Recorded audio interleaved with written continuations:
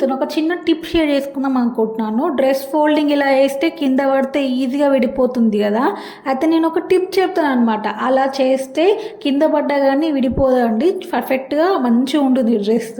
Fold చేసి ఇలా fold చేస్తే చాలా పర్ఫెక్ట్గా వస్తుంది డ్రెస్. చూడండి నేను చూపెట్టినట్టు డ్రెస్ని రివర్స్గా వేసుకోవాలి. రివర్స్ వేసుకొని నీట్గా పెట్టుకోవాలి.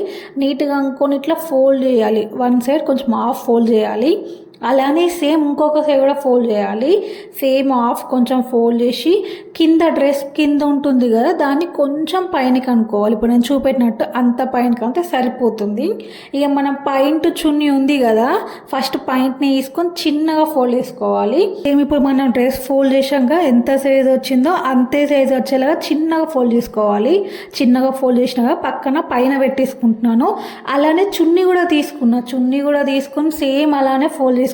నేను కూడా నీట్గా చిన్నగా ఫోల్డ్ చేసుకోవాలి. ఇప్పుడు నేను చూపెట్టినట్టుగా అలా చిన్నగా ఫోల్డ్ చేసుకొని రెండు పైన పెట్టేసి ఇలా మెల్లిమెల్లిగా ఒక 3 టైమ్స్ ఇట్లా రోల్ చేయాలి. రోల్ చేసి కింద గ్యాప్ ఉంది కదా, ఇప్పుడు నేను కొంచెం ఫోల్డ్ చేశాను కదా, దాని కింద కాకుండా దాని మధ్యలో ఇట్లా ఒక గ్యాప్ ఉంటుంది బ్యాగ్ లాగా, దాని లోపలకి మొత్తం డ్రెస్ని అంతా పెట్టేయాలి.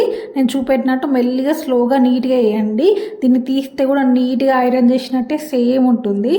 అంతే అండి, మన డ్రెస్ ఫోల్డింగ్ అయిపోయింది. చాలా ఈజీగా, చాలా సింపుల్గా అండ్ నీట్గా వచ్చింది కదా. కింద పడ్డా కానీ ఇది ఏం డ్యామేజ్ కాదు. జస్ట్ లైక్ చేయండి, షేర్ చేయండి అండ్ సబ్స్క్రైబ్